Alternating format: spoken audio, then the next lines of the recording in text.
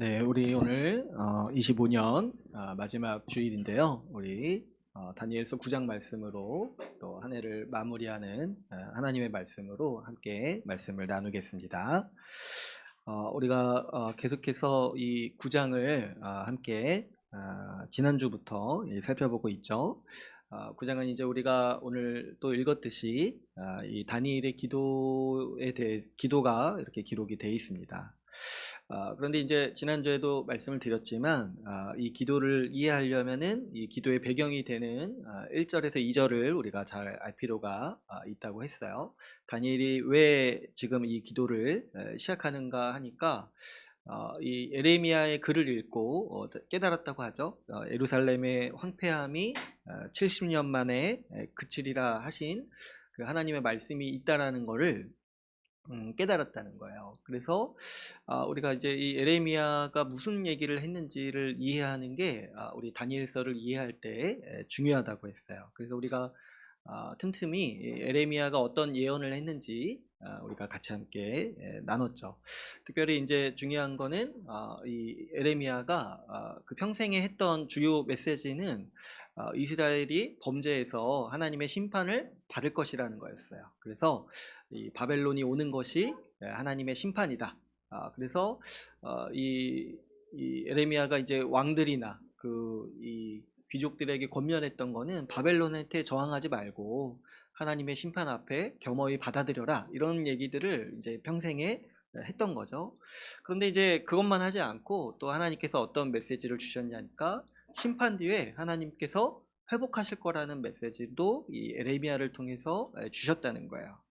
그래서 이제 에레미야가 예언하기로는 에레미야서를 보니까 하나님께서 심판하셔서 이스라엘을 황폐하게 하실 건데 그 황폐함이 영원하지 않고 기한을 정해두셨다는 거예요. 70년 동안 이스라엘을 폐허로 남겨두시겠다.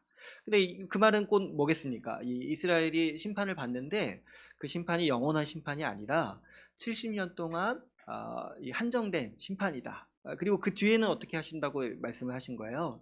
70년 뒤에 그 이스라엘, 예루살렘을 다시 회복하시겠다, 이렇게 회복하시겠다라는 말씀을 이 에레미야를 통해서 주신 거죠. 그래서 특별히 이 에레미야가 이 바벨론에게 포로로 잡혀간 그 포로들에게 보낸 편지도 있다고 했어요. 그래서 그 보낸 편지의 주된 메시지가 뭐였습니까? 너네 못 돌아오니까 그 땅에서 아이를 낳고 아이를 양육하고 그 땅에서 열심히 살아라. 그러면 하나님께서 복 주실 거다.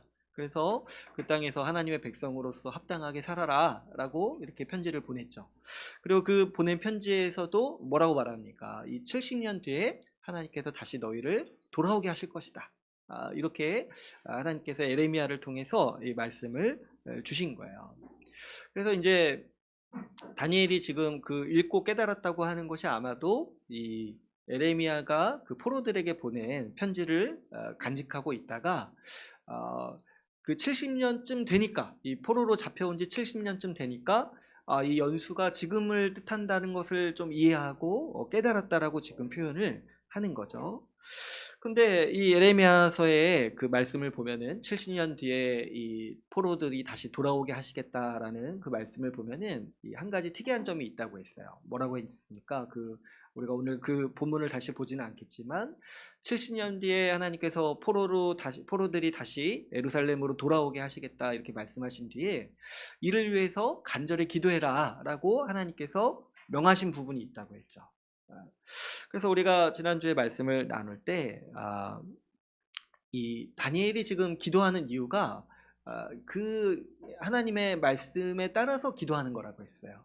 하나님이 이 70년 뒤에 회복하시리라는 말씀을 주셨는데 다니엘이 어느 날 자기가 이렇게 생각을 해보니까 그 70년이 거의 다 된 것 같은 거예요. 그죠? 그 소년 때는 그 말씀을 읽었어도 그거를 좀 이해하기가 어려웠겠죠. 70년 뒤에 자기가 어떻게 될지 모르잖아요. 근데 이렇게 보니까 자기가 지금 그 70년을 산 거예요. 그러다 보니까 그 때가 지금이라는 거를 인식하게 되면서 그 말씀의 의미가 확 이렇게 더 새롭게 깨달아지게 되는 거죠. 그래가지고 자기 때가 이 70년이 다 되었다라고 이제 판단을 했기 때문에 지금 이제 또 그 말씀에 보면은 기도하라라고 말씀하고 있으니까 지금 다니엘은 지금 기도해야 되는 때다라는 거를 아주 이렇게 명확히 알고 자기 이제 목숨을 걸면서 이 기도했다고 했잖아요. 그래서 이제 이 다니엘이 지금 기도에 힘쓰는 것이 바로 이 말씀에 의존해서 이렇게 하는 거라고 했어요. 아마도 이제 자기는 돌아가지 못할 거예요. 지금 이제 나이가 80에서 90 사이인 거예요. 90 넘었을 수도 있고. 그러니까 이제 아마도 자기는 돌아가지 못하지만 지금 이제 다니엘에게 간절한 건 뭡니까? 지금 조국 이스라엘이 하나님의 백성으로서 회복되고 예루살렘이 다시 회복되는 모습을 자기 때에 좀 보고 싶은 소망이 있어서 지금 다니엘이 이렇게 아주 이렇게 이 마음과 생명을 다해서 좀 기도에 힘쓰고 있는 거죠. 그랬을 때 여러분 우리가 이 말씀을 보면서 그 하나님께서 일하시는 그 방식에 대해서 우리가 생각해 볼 수 있다고 했어요. 보통 우리가 이제 예언이라고 하면은 그냥 무슨 일을 해도 하나님께서 그냥 이루신다 이렇게 우리가 생각하기 쉬운데 이런 것들이 오해라고 했어요. 그러니까 성경에서 말하는 예언과 우리가 일반적으로 쓰는 예언은 아예 다른 단어라고 생각하시면 돼요. 하나님께서 주시는 예언은 하나님의 뜻이라는 거예요. 하나님의 뜻. 하나님께서 앞으로 이 일을 하시겠다. 그래서 어떻게 하나님은 말씀하십니까? 이 에레미야를 통해서 70년 뒤에 내가 너희를 회복하겠다 이렇게 말씀을 주시기도 하셨지만은 또 어떻게도 말씀하세요. 너희가 이를 위해서 기도해라. 이렇게 우리가 해야 할 일도 우리에게 말씀하신다는 거예요. 보통 예언이라고 하면은 우리가 뭐 기도하거나 기도하지 않거나 그 일은 이루어지는 거잖아요. 그런데 이 성경에 나오는 하나님의 예언은 그런 성격의 것이 아니라는 거예요. 하나님의 뜻, 하나님의 계획을 우리 가운데 밝히시는 것이고 하나님은 그 가운데 이 하나님의 계획 가운데 우리가 그 하나님의 뜻을 따라서 기도하기를 원하시고 그 하나님의 사역에 동참하기를 원하신다는 거죠. 그랬을 때 왜 하나님께서는 이런 방식으로 일하실까? 우리가 그런 부분을 우리가 지난주에 같이 나눴는데 이거는 이제 굉장한 신비의 영역이에요. 사실 이제 객관적으로 생각해 보면 하나님께서 우리의 기도를 사용 안 하시는 게 훨씬 효율적이세요. 왜 그러니까 그 예수님도 그때 제자들한테 말씀하셨듯이 우리가 기도 잘 안 한다는 거 아시잖아요. 그죠? 그리고 우리의 기도가 많이 또 왜곡되어 있다는 것도 주님이 아세요. 그래서 우리 그냥 객관적으로 보건대 하나님께서 그냥 우리 기도 없이 상관없이 그냥 마음대로 일하시는 게 훨씬 그분께는 효율적인 일인 거예요. 그러나 우리 하나님께서 우리 이 세상을 경영하시고 그 하나님 나라를 세워가실 때 정하신 뜻이 있는데 뭐냐면 우리를 사용하시고 우리를 그 일에 참여시키기로 정하신 거예요. 그랬을 때 왜 그렇게 하셨을까? 이제 아무리 생각해봐도 생각할 수 있는 거는 하나님께서 우리를 소중히 여기시기 때문에 그렇다라고 우리가 생각할 수 있다는 거죠. 하나님은 우리가 하는 모든 일들이 열매 맺기를 원하시고 그 일을 통해서 보람을 얻고 기쁨을 얻고 그 일의 결과를 누리기를 원하십니다. 특별히 그분이 하나님 나라를 이루시고 완성하시고 만들어 가실 때 그 하나님 나라에 우리가 참여하고 우리가 그 나라를 세우고 꾸미는 일에 우리를 동참하게 하셔서 우리 삶이 보람 있게 하시고 우리 삶이 열매 맺는 그 모습을 보면서 우리 삶이 그토록 가치 있고 빛나는 삶이라는 거를 하나님은 우리 삶 가운데 알도록 하시는 거예요. 그렇지 않겠습니까? 우리가 무슨 일을 해도 상관없다. 하나님 나라가 우리가 무슨 일을 해도 상관없다고 하면은 사실은 우리 인생은 의미가 없는 거잖아요. 우리가 그렇게 구태여 열심히 할 필요가 뭐가 있겠습니까? 그런데 하나님은 우리의 열심이라든지 우리의 헌신이라든지 우리의 기도라든지 이런 것들을 귀한 재료로 사용하셔서 우리 하나님 나라, 우리 이 교회를 이루어 가시기로 정하셨다는 거죠. 그렇기 때문에 여러분 하나님께서 우리를 귀하게 여기시는 그 사랑의 요청이 뭐냐니까 우리를 향해서 기도하고 우리가 하나님 나라를 세워가기고 위해서 경작하고 지키고 가꾸는 일을 우리에게 맡기셨다는 거죠. 그렇기 때문에 여러분 우리가 하나님께 드리는 기도는 중요합니다. 우리 하나님께서 우리의 기도를 사용하셔서 그분의 뜻을 이루어 가시고 그분의 나라를 완성하시고 가꾸어 가시기로 정하셨기 때문이죠. 그렇기 때문에 여러분 우리의 기도가 중요한 줄 알고 우리가 그렇기 때문에 더 기도에 힘써야 될 마음을 얻는 거죠. 그래서 우리가 지난주부터 이 신자가 어떻게 기도해야 되는지 우리가 그런 이 다니엘의 기도를 보면서 그런 이제 신자의 기도에 대해서 같이 함께 이제 나누고 있는데요. 우리가 사실 성경을 통해서 기도를 어떻게 해야 되는지 지속적으로 배울 필요가 있습니다. 왜 그러냐니까 우리가 생각 이상으로 이 신앙생활을 오래 해도 기도를 배우는 기회가 별로 없어요. 그죠? 기도에 대해서 배워야 된다는 생각을 잘 안 하는 것 같아요. 그냥 그래서 직관적으로 그냥 직감적으로 이렇게 하는 그런 이제 모습이 많은데 그래서 좀 어렸을 때부터 신자가 마땅히 어떻게 기도해야 되는지를 가르칠 필요가 있을 것 같다는 거죠. 그죠? 좀 어렸을 때부터 좀 배울 필요가 있는 것 같아요. 제가 예전에 이제 기도실에 이렇게 있었는데 옆에 한 아이가 들어와서 이제 기도하는데 되게 기특하잖아요. 근데 어떻게 기도하냐니까 막 소리 지르다 가는 거예요. 막 소리 지르다. 뿌듯하게 여기면서 가는 거예요. 기도했다 이렇게 하면서. 그래서 막 기도했다는 것만으로는 기특하지만 이렇게 또 소리만 지르다 가니까 이게 아닌데 그런 마음도 좀 있더라고요. 그러니까 우리가 기도를 배워야 된다는 생각을 잘 안 하고 그냥 누구나 그냥 할 수 있다. 본능적으로 할 수 있다 생각하니까 자꾸 본능적인 기도만 나오는 거예요. 본능적이고 직관적인 기도만.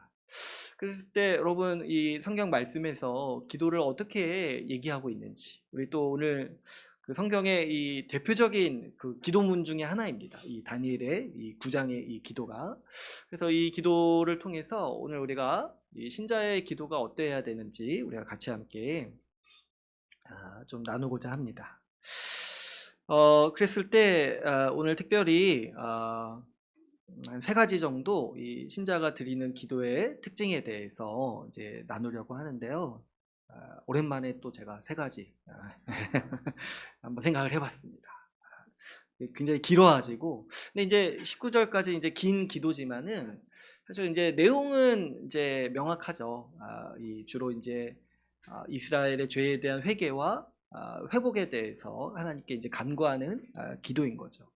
근데 여러분 우리가 지난주에도 읽었고 이제 오늘도 읽었는데 이 기도가 보통 우리가 하는 기도랑 차이가 많이 나지 않습니까? 또 어떤 면에서 그런지 이제 제가 한 3가지 정도 그 특징에 대해서 좀 말씀을 드리고 싶은데요. 먼저 이 신자의 기도가 이 다니엘의 기도를 통해 본 신자의 기도는 하나님의 말씀에 근거한 기도라는 것을 우리가 알 수 있습니다. 여러분 이 다니엘은 지금 어떻게 기도하고 있냐니까 말씀에 근거하고 그 말씀의 중심에 서서 기도를 하고 있어요. 이 기도의 배경을 살펴봤을 때도 이 말씀을 드렸지만은 지금 다니엘이 이스라엘의 회복을 위해서 기도하는데 그건 뭐였습니까? 하나님의 약속을 알기 때문에 하나님의 약속에 따라서 기도를 하는 거죠. 그러니까 여러분 우리가 기도하는 거는 하나님이 약속하신 것들을 기도하는 거예요. 하나님의 약속하신 대상을 향해서. 그래서 이 기도 전체를 보니까 이 하나님이 약속하신 것을 이루어 달라라는 간청이 이 기도의 주된 내용인 거죠. 그리고 또 이 기도의 내용도 보면은 곳곳에 이 하나님의 말씀을 중심으로 기도하고 있는 모습들을 보게 됩니다. 이게 보면은 기도이기도 하지만 어떻게 보면 이스라엘 역사를 좀 성찰하는 모습들이 굉장히 많이 나오잖아요. 근데 이제 어떻게 얘기를 합니까? 이스라엘이 범죄했습니다. 이스라엘이 하나님 앞에 심판받았는데 그것은 왜 그러냐니까 하나님의 말씀을 따르지 않았기 때문입니다. 이렇게 이런 이제 이스라엘의 죄를 자기의 죄처럼 이렇게 성찰하면서 기도하는 모습을 우리가 볼 수가 있어요. 그래서 11절에서도 보면은 어떻게 얘기를 해요? 우리가 주의 율법을 범했습니다. 우리가 하나님의 말씀을 따르지 않았습니다. 이렇게 기도해요. 그리고 더 나아가서 어떻게 얘기해요? 이 13절에도 보니까 우리가 받은 심판도 하나님의 말씀에 따라서 하나님이 율법에 정하신 대로 그 율법의 저주를 우리가 받았습니다. 이렇게 기도를 하고 있는 거죠. 그러니까 지금 다니엘의 그 삶과 그 기도의 중심에 딱 이 하나님의 말씀이 있는 거예요.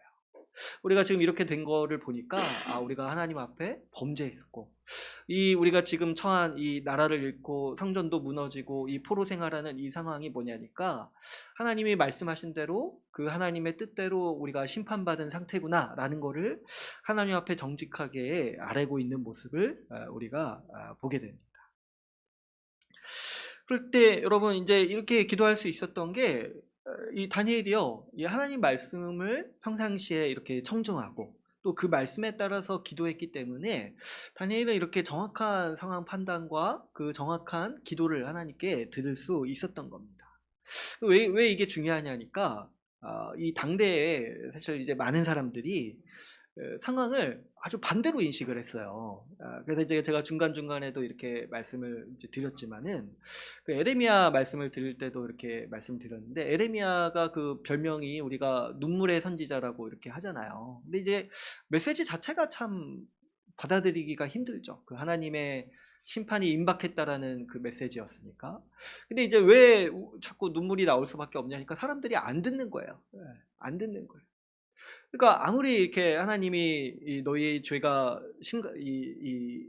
범죄해서 하나님이 심판하신다 이렇게 말씀을 해도 그 당시 이제 이스라엘 사람들이 어떻게 반응을 했냐니까 그럴 리가 없다는 거예요. 우리 하나님이 그럴 리가 없다. 그래가지고 이제 이 바벨론의 포위를 당한 이스라엘, 그리고 이제 이 또 바벨론에게 이제 포로로 잡혀간 사람들이 이 에레미야가 아무리 이게 하나님의 심판이라고 얘기를 해도 아무리 얘기해도 안 듣는 거예요. 그러니까 근데 이 사람들이 정말 참 희한한 게 평상시에는 이렇게 하나님 말씀에 따라서 살지 않다가 막상 이렇게 바벨론이란 위협이 다가오니까 어떻게 생각을 했냐니까 하나님이 우리를 구해 주실 거야 이렇게 생각을 했다는 거예요. 이 바벨론이 저기 우리를 이렇게 포위해도 하나님이 결국에 우리를 구해 주실 거야. 우리 포로로 이렇게 딱 끌려갔어도 하나님이 우리를 다시 되돌려 주실 거야. 돌아가게 하실 거야. 근데 이제 평상시에는 또 어떻게 살았어요? 하나님 말씀대로 살지 않았어요. 근데 막상 그런 이제 위기가 닥쳐오니까 우리가 하나님이 택하신 백성이니까 하나님이 우리를 돌려보내 주실 거야 이렇게 이제 여겼다는 거예요.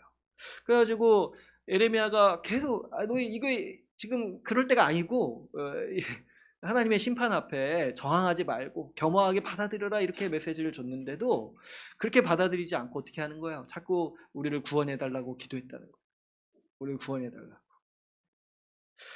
그러니까 이제 하나님 말씀이랑 완전히 반대로 기도하는 거죠. 그죠? 하나님 말씀이랑. 근데 이제 이렇게 되다가 어떻게 했냐니까 그러다가 어떻게 됐어요? 결국에 이스라엘 망하고 성벽도 무너지고 성전도 무너졌어요. 그랬더니 또 이제 실망이 이만저만이 아닌 거예요. 그죠? 그렇게 기도했는데 안 들어주시네. 우리 구원해달라고 이스라엘 나라 살려달라고 그렇게 기도했는데 결국 이렇게 망하게 하시네. 그러니까 이때 또 사람들이 낙담하고 좌절해요. 그래서 많은 분들이 그 당시에 하나님이 우리를 버리셨다. 내지는 하나님이 바벨론 신에게 지셨다. 이렇게 이제 판단해가지고 많은 사람들이 배교했다라고 우리가 말씀을 나누기도 했습니다. 근데 또 이때도 보면은 어때요? 분명히 하나님 말씀에 뭐가 있어요? 70년 뒤에 회복하시겠다. 그러니까 이를 위해서 기도해라 이렇게 하셨잖아요. 근데 또 이때는 기도를 안 해. 그러니까 이제 이게 참 우리가 이 기도라는 게 얼마나 이 하나님 말씀의 중심으로 해야 되는지, 여러분 이게 얼마나 말씀을 듣지 않는 삶이요 얼마나 참 어리석게 살 수밖에 없는지를 우리가 좀 보게 되는 거예요. 하나님 말씀과 반대로 기도하게 되는 거예요. 자꾸 자기 욕망과 자기 생각대로 상황을 판단하고 그 흐름을 자꾸 읽다 보니까 하나님이 명하신 반대로 자꾸 기도하게 되잖아요. 하나님이 심판하신다 했을 때는 하나님이 그럴 리 없다 생각하고 자꾸 우리 구원해달라 기도하고, 하나님이 회복하신다 했을 때는 하나님이 그럴 수 없다 생각하고 기도 안 하고, 이렇게 이제 하게 되는 거예요. 말씀과 상관없이 살게 되는. 그런데 지금 그래서 이 다니엘의 기도가 얼마나 지금 참 본이 되는 기도입니까? 하나님 말씀을 따라서 이 현실을 인식하고 바르게 인식하고 또 그에 따라서 기도를 하고 있죠. 이스라엘의 멸망이 하나님의 말씀을 따라 일어난 일이라고 하나님께 아뢰고 있습니다. 그리고 그 하나님의 심판 앞에 그것으로 좌절하고 그것이 끝이라고 여기 낙담하는 것이 아니라 70년 뒤에 회복하시겠다는 그분의 말씀을 따라서 지금 다니엘은 마음과 자기 생명을 다해서 그 말씀을 따라서 기도하고 있는 것이죠. 이렇게 말씀을 따라서 말씀을 중심으로 기도하려 하기 때문에 다니엘은 이렇게 이 기도에 합당하게 말씀에 합당하게 기도할 수 있었고, 그 하나님께서 이 기도를 사용하셔서 그분의 뜻을 이루시는 모습을 우리가 볼 수 있는 것이죠. 그렇기 때문에 여러분, 우리가 기도를 생각할 때 기도는 그냥 이렇게 우리 마음대로 막 하는 기도가 아닌 거예요. 뭐냐니까 반드시 우리 신자의 기도는 말씀을 중심으로 말씀과 함께 같이 가야 되는 기도인 거죠. 주님께서 우리에게 믿음의 방편으로 말씀과 기도를 주셨어요. 그래서 이 두 가지가 우리 신앙생활에 있어서 중심이고, 어떻게 보면 우리의 가장 중요한 신앙생활이라 할 수 있겠습니다. 그런데 이제 저도 이렇게 돌아보면은 많은 분들이 이제 자꾸 좀 왜곡된 어떤 생각 중에 하나가, 자꾸 이렇게 나는 뭐 이렇게 팔을 가르는 거죠. 그런 거 들어보셨어요? 나는 뭐 말씀파다, 나는 이제 기도파다, 이렇게 있는 거예요. 그래서 저도 이제 돌아보면은 좀 그렇게 사람 성향에 따라서 치우치는 경향이 있는 것 같아요. 나는 말씀을 중요시한다. 그래가지고 말씀 연구를 열심히 하는 거예요. 그리고 나는 기도를 중시한다 해가지고 기도를 딱 이렇게 열심히 하는 거예요. 근데 이제 보면은 이제 너무 이제 한쪽에 치우쳐가지고 이게 조화를 이루지 못하는 모습들을 우리가 많이 보게 됩니다. 그러나 이 말씀과 기도가 같이 가지 못하면은 사실은 굉장히 왜곡된 신앙생활을 하기가 쉽죠. 말씀만 중시 여기고 기도를 소홀히 하게 되면은 아무래도 좀 우리 가운데 위선이 자라기가 쉽습니다. 말씀대로 살려고 하는 의지가 많이 약해지고, 또 약간 이제 좀 판단만 잘하게 되는 그런 이제 성향이 많이 자라게 되죠. 또 말씀 없이 기도만 좀 이렇게 열심히 하겠다고 하시는 분들도 이제 대략적으로 다 그렇다는 건 아니지만 이제 대략적으로 보면은 제가 아까 말씀드렸던 그 많은 이스라엘이 그랬던 것처럼 참 약간 이제 좀 왜곡된 기도를 하게 되는 그런 이제 악영향이 있는 거죠. 그랬을 때 여러분, 우리 주님께서 복된 이 믿음의 방편을 우리가 다 충실해야 된다는 거죠. 말씀과 기도가 함께 이렇게 있을 때 우리 주님이 주시는 복을 우리가 더 충만히 누릴 수 있음을 알아야겠고, 많은 분들이 기도와 말씀이 그렇게 큰 상관이 없다라고 생각하는 것들이 아주 큰 오해라는 거예요. 우리 신자에게 주님이 주신 기도는 말씀을 따라서 말씀을 중심으로 하는 기도라는 것을 우리가 분명히 알 필요가 있겠습니다. 두 번째로 이 다니엘 기도를 통해서 우리가 살펴봤을 때 이 신자의 기도의 특징은 우리 주님의 영광과 주의 나라를 구하는 기도라는 것을 우리가 분명히 볼 수가 있습니다. 우리 지난 시간에도 살폈지만은 이 다니엘은 지금 어떻게 기도를 하고 있습니까? 이스라엘의 죄인데 이스라엘의 죄악을 마치 자신의 죄로 여기면서 회개하고 있습니다. 우리 지난주에도 이제 나눴지만은 사실 다니엘은 직접적으로 그렇게 이스라엘의 죄에 관여한 이렇게 뭔가 부분이 많이 없어요. 왜 그러냐니까 이 이스라엘이 망할 때가 다니엘이 지금 그 한 10대 때 소년 시절에 이스라엘이 망한 거예요. 그러니까 이미 그 이전의 죄 때문에 하나님께서 이스라엘을 심판하셨기 때문에 사실 이제 다니엘 입장에서는 자기가 피해자라고 생각하는 게 마땅해요. 우리 조상들 때문에 내가 이렇게 됐습니다, 이렇게 생각하는 게 마땅하죠. 근데 다니엘은 전혀 그런 마음이 없죠. 지금 이렇게 자기 생명을 걸면서 이렇게 기도하고 있는데 지금 어떻게 여기고 있어요? 실제로 이스라엘의 죄를 자신의 죄로 여기고 있습니다. 그래서 우리가 읽은 그 말씀에서도 보면은 3절에서 보면 어떻게 얘기합니까? 내가 금식하고 베옷을 입고 죄를 덮어쓰고 주 하나님께 기도한다고 돼 있어요. 그러니까 이런 이 기도의 태도만 봐도 지금 다니엘이 이스라엘의 죄를 어떻게 여기고 있는지 알고 있죠. 그죠? 내가 피해자면은 내가 금식을 왜 합니까? 나도 이스라엘의 한 사람으로서 나도 이스라엘에 속한 죄인이라는 것을 알고 그 이스라엘을 대신하고 그 이스라엘을 대표하는 마음으로 자기가 금식하고 자기가 지금 죄를 뒤집어쓰고 하나님 앞에 그 죄인의 심정으로 나아가서 회개를 드리고 있는 것이죠. 그래서 이런 기도의 모습을 볼 때 지금 이게 어떤 태도입니까? 자기를 그 하나님의 백성, 그 공동체와 동일시하는 태도라고 했어요. 그래서 자기의 죄를 회개하는 것으로 나아가서 이 하나님 나라의 백성이 회복되기를 기도하는 모습의 그 전형이라고 우리가 볼 수가 있습니다. 또 더 나아가서 이 다니엘은 이 이스라엘의 회복을 구하는데 그 회복을 구하는 모습을 보면은 이 하나님의 영광을 우선적으로 구하는 그 모습을 우리가 볼 수가 있습니다.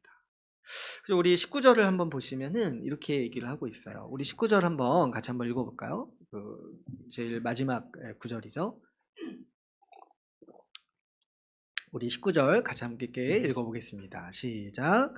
주여 들으소서, 주여 용서하소서, 주여 귀를 기울이시고 행하소서, 지체하지 마옵소서. 나의 하나님이여, 주 자신을 위하여 하시옵소서.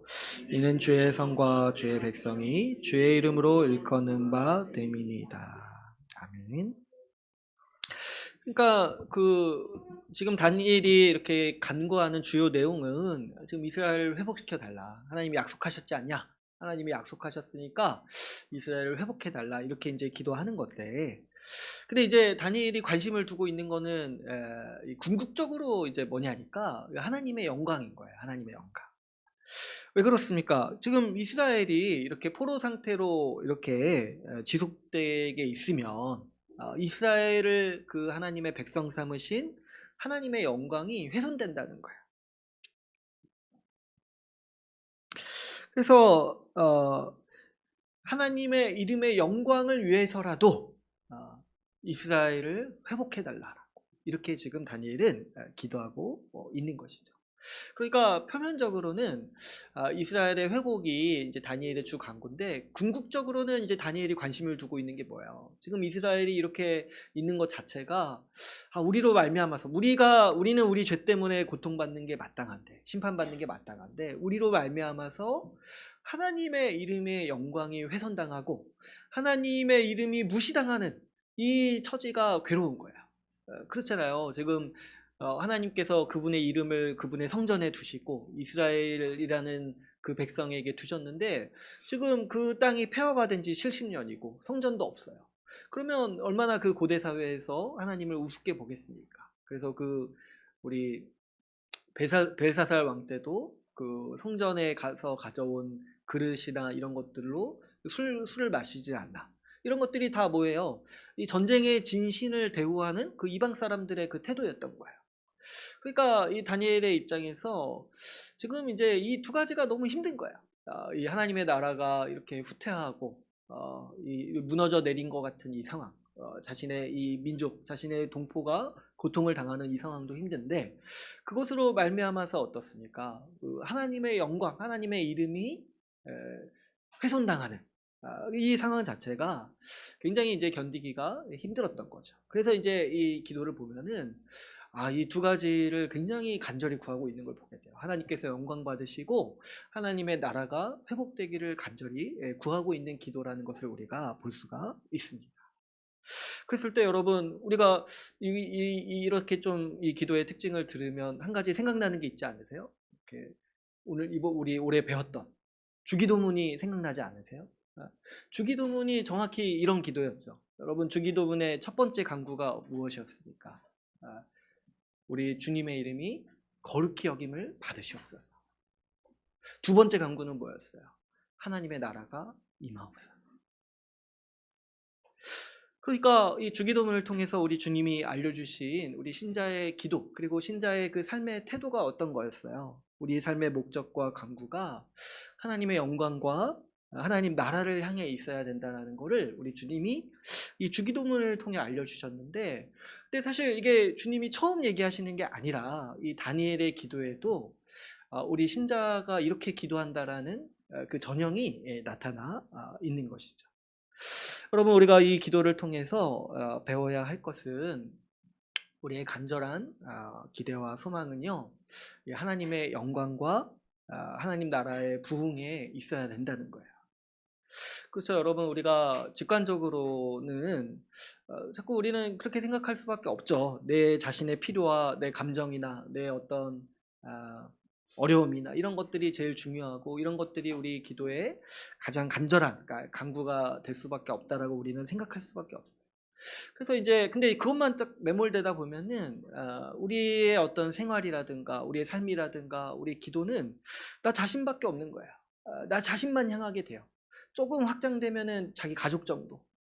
어, 이렇게 살아가는 거예요. 근데 이제 이렇게 살면은 적어도 어떻게 뭐냐면 주기도문으로 기도할 수가 없어요. 주기도문으로. 그러니까 우리 주님은 이 주기도문을 가르쳐 주시면서 이 신자의 삶이 어떠해야 되는지, 신자의 기도가 어떠해야 되는지를 이제 가르쳐 주시는 건데. 그게 뭐냐니까 여러분 우리가 하나님의 말씀과 이 복음을 통해서 뭘 알아야 되냐면 하나님께서 우리의 모든 필요를 이미 다 채우셨다는 걸 알아야 돼요. 그럴 때 우리는 어떻게 살게 되냐면 자연스럽게 우리의 모든 필요를 다 채워주시는 하나님을 그 하나님께 감사뿐만 아니라 그 하나님의 영광과 그 하나님의 나라가 우리 삶의 가장 최우선의 목표라는 것들을 깨닫게 되는 거예요. 왜 그렇습니까? 더 이상 내가 내 자신을 위해 살 필요가 없어요. 하나님께서 우리의 모든 삶을 다 채워주시고 우리의 필요를 다 채워주신다는 걸 알기 때문에 우리는 이제 어떻게 사는 거예요? 우리 그 좋으신 하나님의 영광을 위해서 그 하나님의 나라가 회복되고 그 하나님의 나라가 완성되기 위해서 우리 삶의 목적과 우리 삶의 방향이 그 방향으로 향해 있어야 한다는 것이죠. 이러한 삶의 태도가 우리 기도에 나타난다는 것을 우리 예수님께서 특별히 가르쳐 주신 본문이 있습니다. 우리 마태복음 6장 31절에서 33절 말씀인데요. 우리 같이 말씀을 한번 찾아볼까요? 마태복음 6장 31절에서 33절 말씀입니다.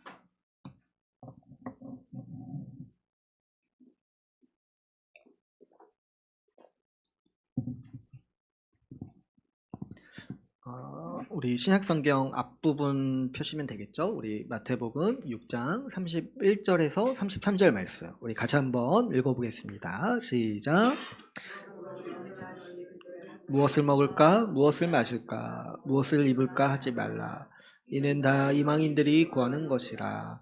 너희 하늘 아버지께서 이 모든 것이 너희에게 있어야 할 줄을 아시느니라. 그런즉 너희는 먼저 그의 나라와 그의 의를 구하라. 그리하면 이 모든 것을 너희에게 더하시리라. 아멘. 그렇죠? 우리 예수 십자가 복음을 통해서 우리 하나님이 우리의 아버지 되심을 아는 사람이라면 무엇을 먹을까? 무엇을 입을까? 무엇을 마실까? 이런 것들을 걱정할 필요 없다는 거예요. 왜 그러냐니까 아버지가 그런 것들을 우리에게 있어야 된다는 것을 너무도 잘 아시기 때문에 이런 것들은 특별히 우리가 구하지 않아도 우리 주님이 채워주신다는 거예요. 근데 이제 기도하지 말라고 하셨지만은 딴 부분에서 또 뭐 기도하라고 하셨어요. 그러니까 이제 너무 그렇게 힘들면 기도해도 괜찮습니다. 근데 이제 기본적인 우리 삶의 원리가 어디에 있냐니까 이거는 이제 기도만 한정된 게 아니라 우리 인생의 방향이 있다는 거야. 기도는 그렇게 할 수 있는데 여러분 먹기 위해서, 마시기 위해서, 입기 위해서 그것을 인생의 목적으로 삼지 말라는 거죠. 그렇게 살지 말라는 거예요. 그거는 누구나 그렇게 사냐니까 이방인들이나 그렇게 산다는 거예요. 하나님을 아버지라고 생각하지 못하는, 그래서 우리 앞으로 먹고 살 거 내 스스로 챙겨야 된다라고 생각하는 사람들이나 그렇게 살아간다는 거예요. 그러나 우리 신자는 어떻게 사는 것이 마땅하다는 겁니까? 하나님께서 이 모든 것들을 채워주실 줄 알고 먹기 위해 살지 말고 먹고 마시기 위해서 살지 말고 또 그런 것들로 염려하지 말고 너희는 어떻게 살라는 겁니까? 주의 나라와 그분의 영광을 위해서 살아가라고 주님은 우리에게 이렇게 우리의 삶에 대해서 권면해 주시고 계시는 것이죠. 그렇기 때문에 여러분 우리의 기도도 마찬가지고 우리의 삶도 마찬가지입니다. 우리 인생의 목적이 무엇이냐라고 물으면 여러분 우리는 언제든지 우리 하나님께서 영광 받으시는 일이시고 우리 하나님 나라와 교회가 회복되고 완성되는 일이라고 우리는 말할 수 있어야 된다는 거예요. 우리가 누군가 우리에게 그런 얘기를 물어봤을 때 우리가 자꾸 생각나는 게 나 어디서 살지? 자꾸 뭘 먹지? 미래에 뭐가 걱정되지? 이런 것만 자꾸 생각난다라면 우리는 사실 이방인들, 하나님을 믿지 않은 사람들과 다를 바가 없다는 거예요. 제가 많이 말씀드린 적 있죠. 소망의 영역이 세상 사람들과 똑같다라면은 우리 지금도 세상 사람들과 똑같다는 거예요. 소망이 똑같다라. 우리의 인생의 목적이 우리는 항상 우리 하나님의 영광과 하나님의 나라를 회복하는 하나님의 영광과 하나님의 나라의 회복, 그 교회의 완성에 있다라는 것을 우리는 그렇게 여기고 우리는 우리 삶뿐만 아니라 우리 기도도 우리 주의 나라와 주의 영광을 구하는 기도로서 나아가야 하는 것이죠. 이것이 우리 신자의 기도가 가지는 가장 특징적인 모습이에요. 신자가 아니라면은 이렇게 기도하기가 힘들어요. 제가 아까도 말씀드렸지만 직관적으로 우리는 먼저 내 필요, 내 간국, 내 욕망이 먼저 이렇게 앞서기가 쉽습니다. 그러나 우리가 예수 십자가 복음을 올바로 알게 되고 우리 예수님께서 가르쳐 주신 우리 신자의 삶을 알게 됐을 때 우리는 자연스럽게 이 다니엘처럼 우리 하나님 나라의 영광, 하나님 나라의 회복을 구하고 하나님의 영광을 구하는 기도를 하게 되는 것이죠.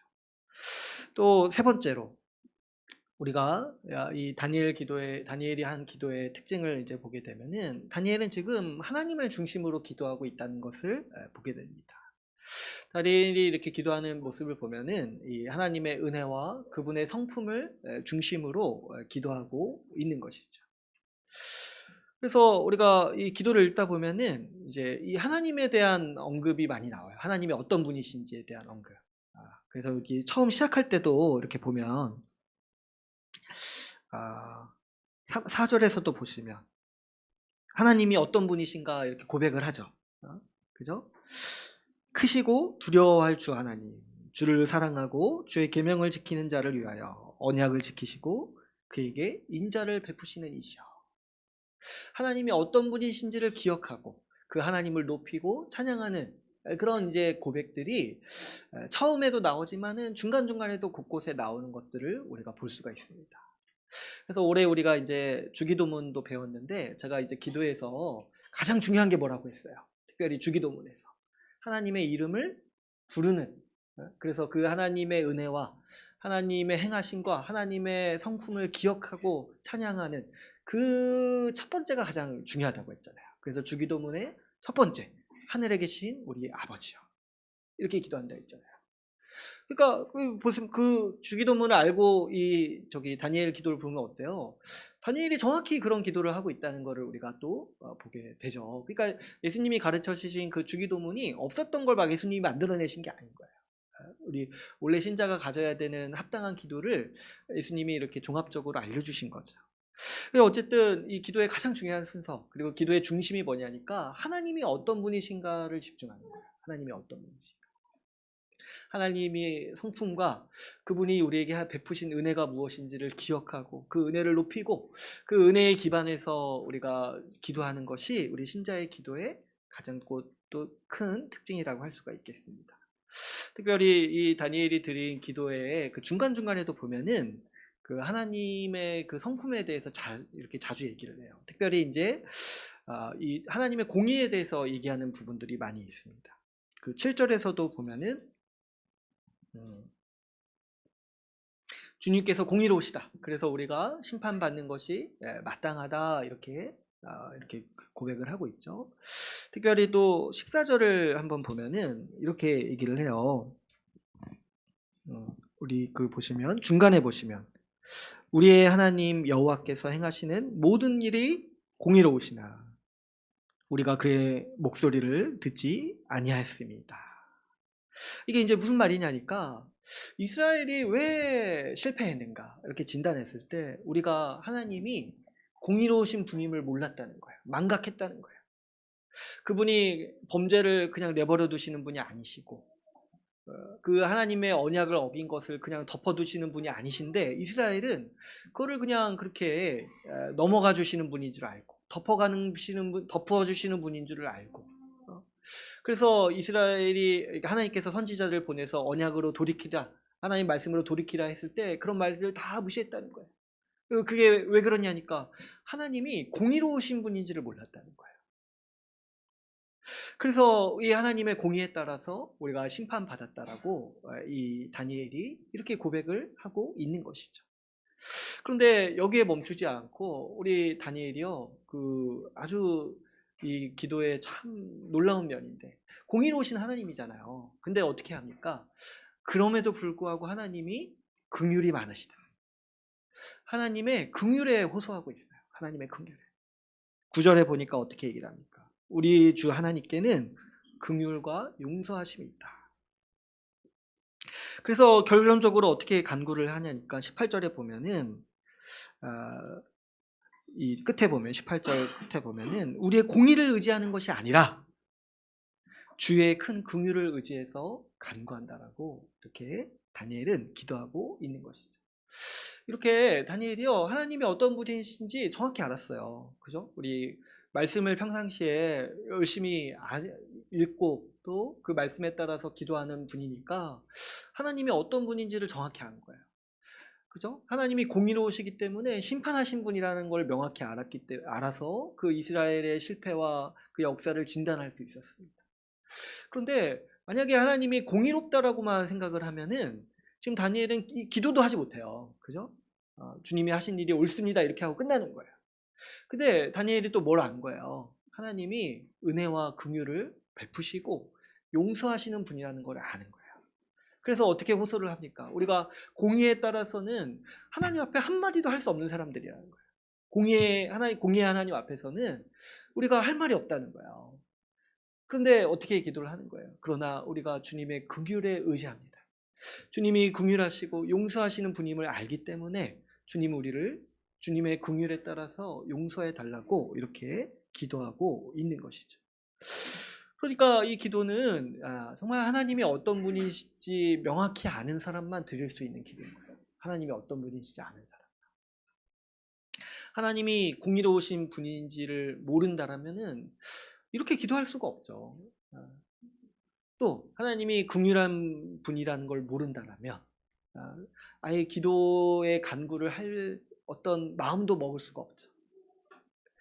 그랬을 때 여러분 이 기도에 있어서 그래서 이제 가장 중요한 게 아까 이제 처음에 말했듯이 말씀을 중심으로 해야 되는데 그 말씀을 통해서 하나님이 어떤 분이신 줄 알아야 돼요. 하나님이 어떤 분이신지. 하나님이 어떤 분이신 줄 알아야지 기도할 수 있는 것이고 우리의 기도가 이 하나님의 성품에 의지해서 하나님께 결국 그 하나님을 높이고 그 하나님을 발견하고 그 하나님을 고백하고 기억하는 것이 이 기도의 주 목적이라는 것도 우리가 이해할 수 있게 되는 것이죠. 그런 의미에서 여러분 우리는 이 다니엘보다도 어떻게 보면 더 하나님을 잘 아는 위치에 있습니다. 왜 그러냐니까 여러분 우리는 이 주님께서 특별히 복을 더 베푸셔가지고 예수 십자가 복음으로 하나님이 어떠하신 분이신가를 우리 가운데 밝히 계시하셨어요. 그렇죠 여러분 우리 예수 십자가 복음에 하나님의 공의와 긍휼이 밝히 드러나 있죠. 이 예수 십자가는 하나님께서 의를 세우시는 장소라고 성경은 증언하고 있습니다. 하나님께서 공의로우시기 때문에 이 세상의 죄를 그냥 넘기시는 분이 아니라는 거예요. 하나님께서 이 세상의 모든 죄를 반드시 심판하시는 분이라는 것이 우리 이 예수 십자가에 분명하게 나타나 있다는 것을 주님은 선언하셨어요. 그죠? 그분이 얼마나 죄를 미워하시고 죄를 반드시 심판하시는 분이신가. 그 십자가를 보면 알 수 있다는 거예요. 십자가에 그분의 아들이 달리셨는데 그 아들도 가차없이 그 아들마저도 심판하실 정도로 주님은 죄를 미워하시고 이 세상의 모든 악을 반드시 심판하시는 분이다. 그분이 공의로우신 하나님이라는 사실을 주님은 십자가에서 밝히 우리 가운데 계시하셨습니다. 그러므로 우리가 십자가를 볼 때마다 기억해야 되는 것은 주님이 결코 죄를 간과하시지 않는다는 거예요. 주님은 반드시 이 세상의 모든 악과 죄를 심판하신다는 것을 우리 십자가를 통해서 계시하셨습니다. 우리는 반드시 생각해야 돼요. 주님이 그분의 아들까지도 심판하신 분인데 이 세상의 어떤 악과 죄를 그냥 내버려 두시겠습니까? 아무리 우리 눈에 보기에 죄가 만연해지는 것 같고 악인이 심판받지 않는 것처럼 보일지라도 죄가 아무런 상관이 없는 것처럼 보일지라도 우리는 십자가를 볼 때마다 주님이 반드시 언젠가는 최종적으로 모든 죄와 악을 벌하실 거라는 것을 우리는 신뢰할 수 있는 것이죠. 또한 여러분 놀랍게도 주님은 그 십자가의 자리에서 하나님이 얼마나 긍휼하신지를 우리 가운데 보이셨습니다. 그렇죠. 그 십자가를 보니까 심판받으시는 그 예수 그리스도가 왜 심판을 받으시냐니까 우리를 대신해서 심판을 받으셨다는 거예요. 왜 그렇게 하셨습니까? 예수 믿는 자를 살리시고 예수 믿는 자에게 긍휼을 베푸시기 위해서 주님은 그 십자가에서 그리스도를 우리 대신에 화목제물로 삼으셨습니다. 그렇기 때문에 그 십자가는 주님의 공의가 드러난 장소이기도 하지만 놀랍게도 우리를 향한 주님의 긍휼이 나타나 있는 장소인 거예요. 보통 우리는 이 공의와 긍휼이 같이 있을 수 없다라고 생각해요. 너무 엄한 사람은 긍휼이 없다고 생각해요. 너무 긍휼이 많은 사람은 또 공의롭지 못하다고 생각해요. 그러나 우리 주님은 철저하게 공의로우시고 철저하게 그 끝없이 긍휼을 우리 가운데 보이셨다는 것을 이 십자가를 통해서 우리에게 보이셨습니다. 십자가에서 그분의 아들을 대신해서 그분의 아들을 우리를 대신해서 내어주신 분이 우리를 얼마나 더 긍휼히 여기시고 우리를 얼마나 더 지키시겠습니까? 그분의 아들까지도 아끼지 아니하시고 우리를 대신해서 내어주신 분이 우리를 향해 얼마나 큰 긍휼을 끝까지 가지고 계실 것을 우리가 확신할 수가 있는 것이죠. 그렇기 때문에 여러분 우리는 예수 십자가에서 우리 하나님의 공의로우심과 긍휼을 보게 되고 이것이 하나님의 얼굴이다. 이것을 통해서 우리가 하나님을 본다라고 말할 수 있는 자가 되었다는 거예요. 그렇기 때문에 여러분 오늘날 우리가 얼마나 더 다니엘보다도 더 기도를 잘할 수 있는 사람인지 생각해 봐야 돼요. 다니엘이요 정말 놀라운 그 성경 학자인 거예요. 이렇게 기도할 수 있는 거. 그죠? 이렇게 하나님을 잘 알고 그 하나님의 말씀을 청종하였기 때문에 참 그 많은 사람들이 부인했던 그 이스라엘의 역사를 정확히 진단할 수 있었던 거예요. 지금 유대인들은 아직도 그 하나님의 말씀을 이해하지 못하고 불순종해서 아직도 자기 역사를 진단하지 못하잖아요. 그런데 다니엘은 그때 당시에도 그 하나님의 심판 가운데 살았던 그 당시에도 하나님의 말씀을 따라서 상황을 알고 하나님이 어떤 분이신지 바로 알아서 이런 기도를 할 수 있었던 겁니다. 그런데 우리는 이미 예수 십자가 복음을 통해서 더 밝히 보는 사람들이에요. 주의 뜻과 주의 말씀과 주의 영광과 주의 성품을 누구보다도 다니엘보다도 더 잘 아는 사람들입니다. 그렇기 때문에 여러분 우리는 이 다니엘의 기도보다도 이 기도를 뛰어넘는 기도를 우리는 할 수 있는 사람들이라는 거예요. 특별히 우리가 이 다니엘이 기도하는 모습을 통해서 우리가 분명히 알아야 될 것은 여러분 우리가 이 세상을 살아갈 때 기도라는 거는 단순히 우리가 하는 뭐 특별한 활동이 아닌 거예요. 뭐냐면 우리가 이 세상을 살아갈 때 우리 신자가 가지는 삶의 양식이라는 생각을 해야 돼요. 여러분 다니엘은 이 바벨론 제국 아래서 하나님의 백성으로 살기 위해서 기도했습니다. 그렇잖아요. 지금 언제든지 바벨론 사람이 될 수 있었는데 지금 80 넘은 노인이 될 때까지 자기를 철저히 누구라고 생각을 하고 있습니까? 나는 이스라엘 백성이다. 하나님의 백성이다. 이렇게 생각을 하고 기도를 하고 있죠. 그런데 여러분 이렇게 겉으로 보기에 다니엘은 그냥 바벨론 사람이에요. 그렇지 않습니까? 바벨론의 고위 관료예요.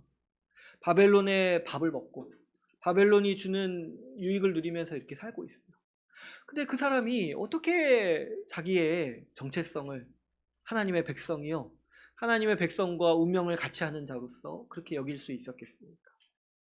바로 그 하나님의 말씀에 따라서 기도하면서 끊임없이 자기 자신을 생각했지 않겠습니까? 내가 하나님의 백성이고 내 인생의 목적과 내 인생의 방향은 하나님 나라와 그분의 영광을 위해서 사는 것이다라고 이 기도를 통해서 끊임없이 되새기고 또 그 현실을 그 하나님의 백성으로서의 복을 누렸겠지 않았겠습니까? 여러분 우리도 마찬가지로 우리가 이 세상을 살아갈 때 겉으로 볼 때는 그 세상 사람들과 다를 바가 없을 수도 있어요. 똑같이 회사 생활하고 똑같이 먹고 자고 똑같이 한국 사회에서 이렇게 살 수 있습니다. 그런데 우리가 근본적으로 우리가 왜 하나님의 백성으로서 남을 수 있냐니까 바로 이 하나님의 백성으로 살기 위해 기도하기 때문이라는 거예요. 기도가 우리 하나님의 백성으로서의 정체성이 있고 우리는 이 기도를 통해서 이 세상에 살면서 하나님의 백성으로서 남을 수 있게 되는 것이죠. 그랬을 때 여러분 우리가 신자답게 신자로서 기도하는 일이 그래서 중요한 것입니다. 그래서 기도를 이렇게 우리가 막 마음대로 하거나 막 이렇게 우리의 어떤 그냥 이렇게 직감대로 하는 것이라고 생각하지 말고 기도가 이 하나님의 백성으로서의 양식이 있다라는 거예요. 기도의 형식이 있고 기도의 내용이 있고 신자가 어떻게 기도해야 되는지 우리가 이 말씀을 통해서 유심히 봐야 하는 것이죠. 오늘 우리가 말씀을 통해 살펴봤듯이 여러분 이 성경에 나오는 기도는 우리가 생각하는 기도와는 많이 달라요. 예수님이 기도를 가르치실 때 이제 가장 먼저 하신 말씀이 있다고 했죠. 뭡니까? 이방인들이 하는 것처럼 하지 말라고 했어요. 이방인들의 기도를 본받지 말라라고 말씀하셨습니다. 그 당시 사람들이 이방신들에게 하듯이 주문을 외우는 방식으로 하나님께 기도했는데 이것이 완전히 어리석은 기도고 전혀 하나님을 향한 신자의 기도가 아니라는 거예요. 그랬을 때 여러분 오늘날 우리도 이 말씀을 통해서 기도를 배우지 않으면 얼마나 다른 기도를 드리겠습니까? 올해 수능이 있었는데 수능 때 많은 사람들이 기도한다고 했잖아요. 그때 이제 어디 신문 기자가 여러 이제 종교 단체를 이렇게 돌아다니면서 취재를 했는데 그런 얘기를 하셨더라고요. 절에서 기도하는 내용이랑 교회에서 기도하는 내용이 똑같다는 거예요. 근데 뭐 어차피 그런 목적으로 모인 자리 가가지고 취재하니까 뭐 그럴 수밖에 없긴 하지만 근데 이제 우리가 아주 깊게 좀 생각해 봐야 될 지점이에요. 그죠? 절에서 기도하는 거랑 이슬람 사원에서 기도하는 거랑 교회에서 기도하는 게 어떻게 형식도 똑같고 내용도 똑같냐는 거예요. 다른 신에게 기도하는데. 거기에 대해서 우리가 철저하게 참 돌아볼 필요가 있겠습니다. 왜 그러냐니까 여러분 우리가 말씀을 따라서 기도를 배우지 않으니까 자꾸 이방신에게 하는 기도를 똑같이 따라하는 거예요. 따라하는 거예요. 그래서 이제 기도에 대한 오해가 우리 가운데 이제 상당히 많은 거죠. 많은 분들이 이 말씀과 상관없이 자신의 감정과 요구를 털어놓는 것을 기도라고 생각해요.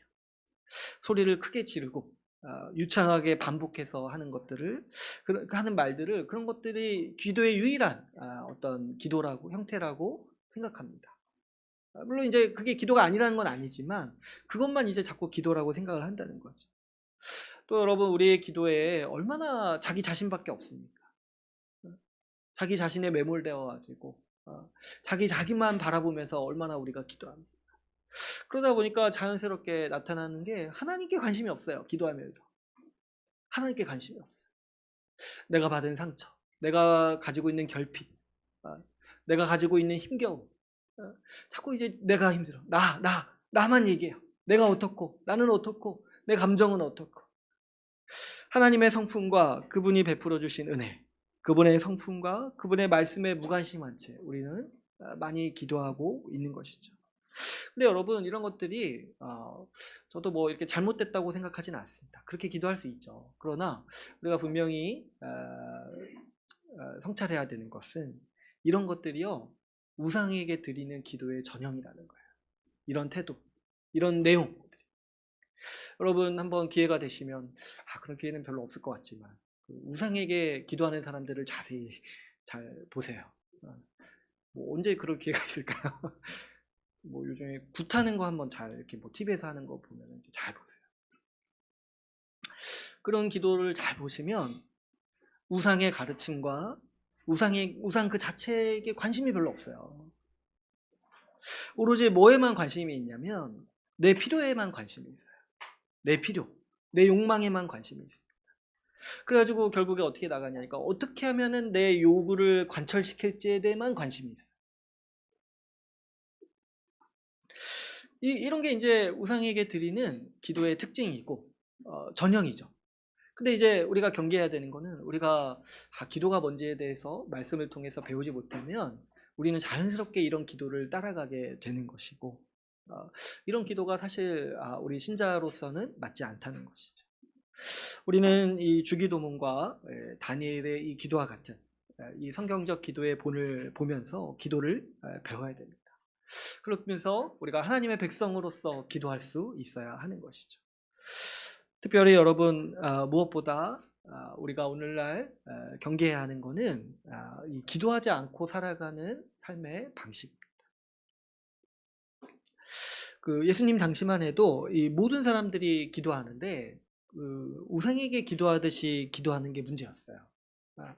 그런데 이 오늘날 우리 시대의 문제는 뭐냐면 모든 사람들이 기도를 안 하니까 교회를 다니는 사람도 기도를 안 하는 삶이 당연하다고 여기는 거예요. 그러니까 여러분 우리는 생각해야 돼요. 이 다니엘 시대의 바벨론처럼 지금 우리 시대 이 세상에서의 삶의 방식이 이런 거라는 거예요. 기도하지 않는다. 이 기도하지 않는 태도는 하나님을 인정하지 않는 세상의 삶의 방식입니다. 사람들은 당연하죠. 하나님이 없다고 생각하니까 기도하지 않습니다. 또 사람들은 이 하나님이 없다고 생각할 뿐만 아니라 그냥 자기들이 가지고 있는 문제라든가 어떤 세상살이에 필요한 거는 그냥 이 세상의 부와 지혜가 있으면 문제를 해결할 수 있다라고 생각하니까 당연히 하나님을 의지하지도 않고 기도하지도 않는 것이죠.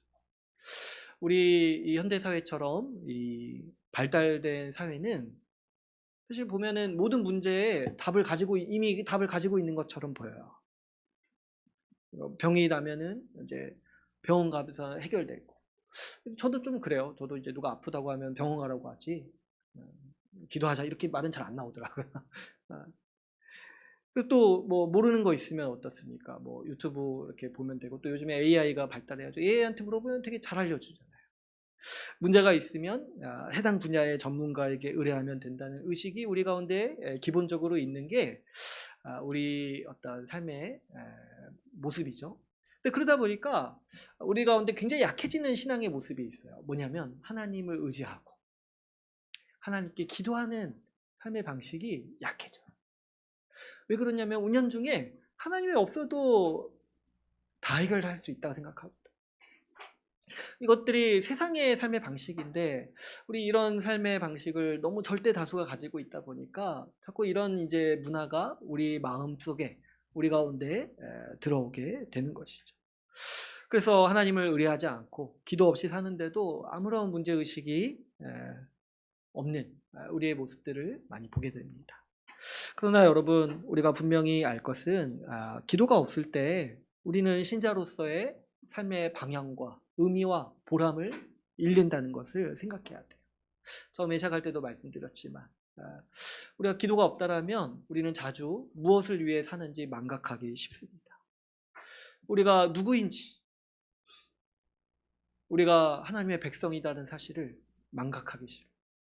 우리가 기도가 없다라면 우리 삶을 지탱하고 계시는 하나님 자체를 망각하기가 쉽다는 것이죠.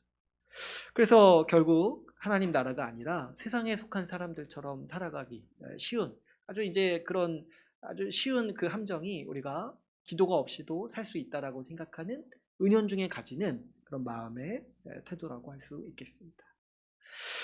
그러므로 여러분 우리가 오늘 이 말씀을 곰곰이 생각해 볼 때 또 특별히 제가 이렇게 막 의도한 것은 아닌데 어쩌다 보니까 의도한 것처럼 26년 한 해 기도에 대해서 말씀을 우리가 많이 들었어요. 우리 수요 모임 때 주기도문도 배우고 또 다니엘서 말씀을 통해서 또 이 한 해를 이 기도에 대한 말씀으로 이제 마무리할 수 있게 되었습니다. 그랬을 때 저도 참 이렇게 보면서 우리 주님 주시는 말씀이라고 생각을 하고 주님이 26년을 또 특별히 기도하는 해로 세우기를 원하시는구나. 기도하는 삶으로 우리 삶을 세워가야겠구나. 이런 생각을 우리 하게 됩니다.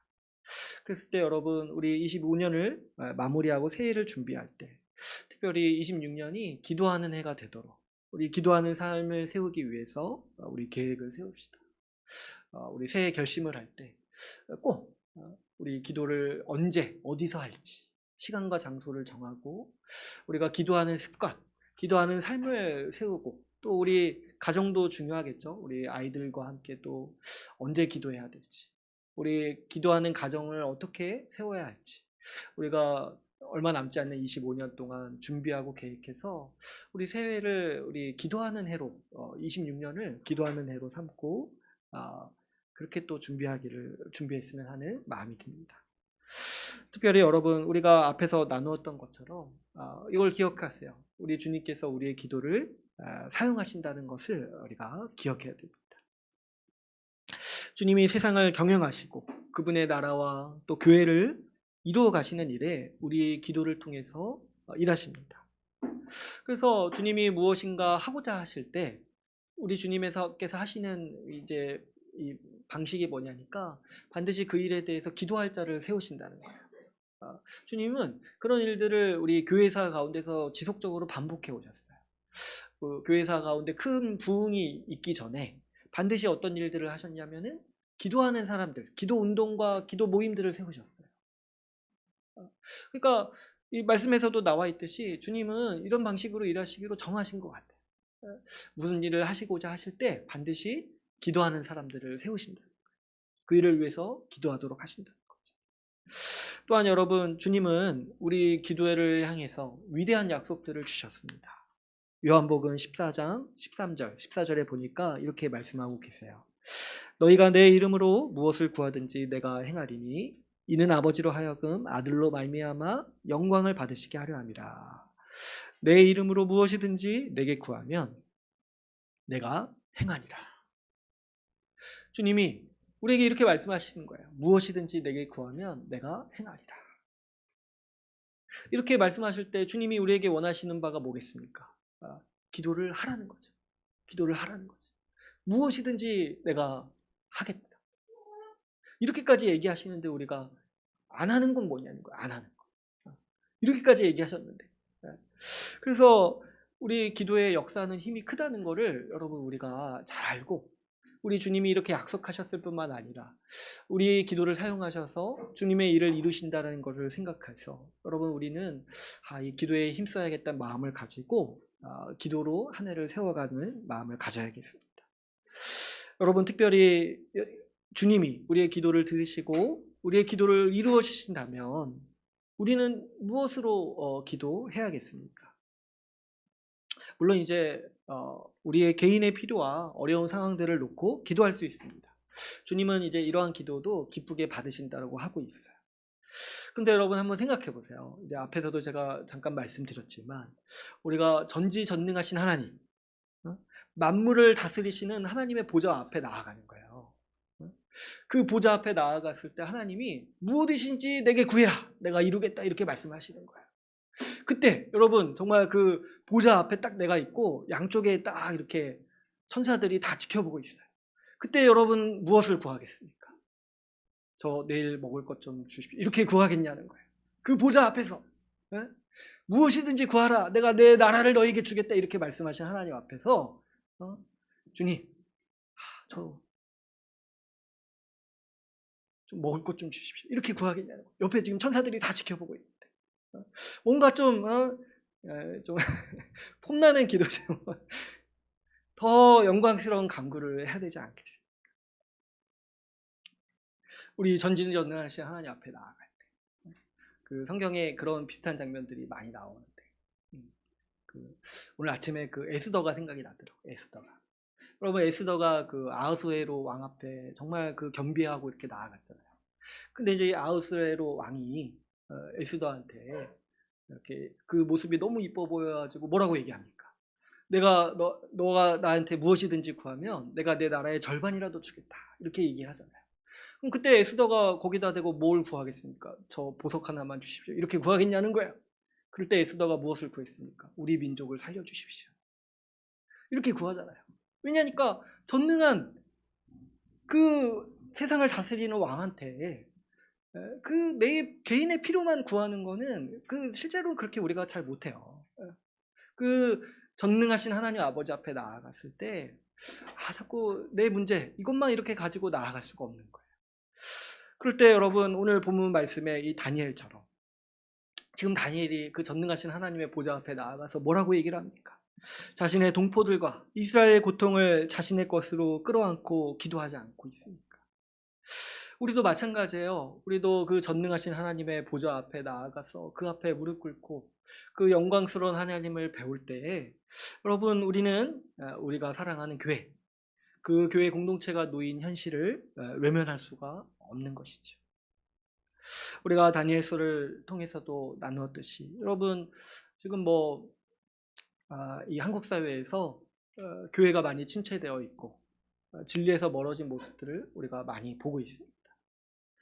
그런데 여러분, 한번 생각해 보세요. 교회가 침체되어 있다 보니까 지금 우리 사회에서 하나님의 영광이 얼마나 가리워져 있습니까? 사람들이 얼마나 그 하나님의 이름을 무시하고 얼마나 참담하게 표현하고 말합니까? 이런 상황에서 우리가 하나님 백성으로서 사는데 자꾸 내 살 길만 이렇게 관심 가지고 자꾸 내 문제만 이렇게 치우쳐가지고 그런 좁은 시야로 살 수만은 없는 것이죠. 그럴 때 여러분, 우리가 참 답답하고 나는 그런 일에 연루되지 않았으니까 난 괜찮다, 이렇게만 생각할 것이 아니라 지금 우리 현실을 보니까 우리 하나님의 영광이 가리워져 있잖아요. 우리가 사는 이 사회에서 우리 하나님의 이름이 합당한 영광을 받지 못하고 있고 그 일의 중심에 이 교회가 침체되어 있고 교회가 진리에서 멀어져 있다는 것을 우리가 이렇게 보게 됐을 때 여러분, 우리는 지금 이 상황, 이 시대를 좀 끌어안고 우리에게 이 위대한 기도를 주신 하나님의 뜻을 받들어서 우리는 우리의 교회, 우리 한국교회와 우리 하나님의 영광을 위해서도 우리 기도해야 된다는 것을 우리가 명심해야 될 것입니다. 우리 주님께서 이렇게 기도에 대한 말씀을 주시면서 우리 시대를 읽는 이 말씀도 주셨는데 우리 기도할 수 있는 자로서, 우리 전지전능하신 하나님의 보좌 앞에 나아가서 기도할 수 있는 사람으로서 여러분, 우리는 우리의 시대와 우리 교회를 끌어안고 더욱더 기도해야 할 때라는 것을 우리가 알 필요가 있겠습니다. 여러분, 우리가 이 교회와 하나님의 영광을 위해서 더욱더 기도합시다. 복음과 이 말씀이 부응하는 때를 우리 인생에서 보게 해달라고 기도합시다. 그래서 하나님의 그 복된 교리들이 부응하고 복음이 정말 선포되어서 하나님의 이름이 높여지게 해달라고 우리가 26년 한 해 동안 더 힘써서 기도하기를 바랍니다. 여러분, 생각해 보세요. 우리 하나님께서 이 다니엘한테도 말씀하신 거 아닙니까? 70년 뒤에 회복하시겠다. 그 이스라엘을 심판하셨을 때도 70년 뒤에 회복하시겠다라고 하시는 그 주님께서, 그 하나님께서 우리 하나님이 사랑하시는 교회를 결코 이대로 내버려 두지 않을 거라는 것도 우리가 알 수 있다는 거예요.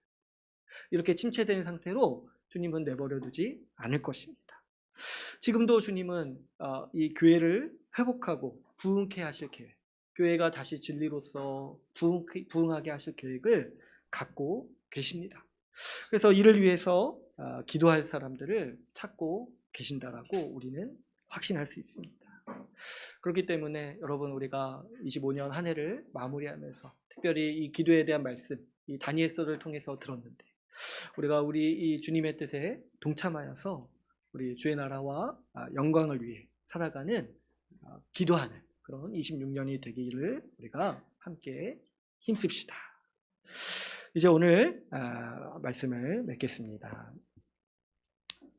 오늘은 우리가 이 다니엘의 기도를 통해서 신자의 기도가 어떠해야 되는지 함께 살펴봤습니다. 크게 세 가지 특징을 같이 나눴습니다. 첫 번째로 기도는 말씀에 근거해서 말씀을 따라 기도해야 합니다. 두 번째로 주의 나라와 영광을 위해서 기도해야 됩니다. 그리고 세 번째로 주님의 은혜와 성품을 의지해서 기도해야 합니다. 이렇게 주님은 우리에게 기도를 알려주시고 기도에 대한 위대한 약속들을 우리에게 주셨습니다. 우리의 기도를 사용하셔서 주님의 나라를 회복하시고 우리에게 복 주시기를 원하십니다. 우리가 기도를 주신 주님의 뜻을 기쁘게 받아서 기도하는 삶을 살아갑시다. 특별히 말씀을 따라 기도하면서 우리 주님 주시는 열매를 얻는 26년이 되기를 간절히 소망합시다. 네, 말씀을 마치고 같이 함께 기도하는 시간 갖도록 하겠습니다.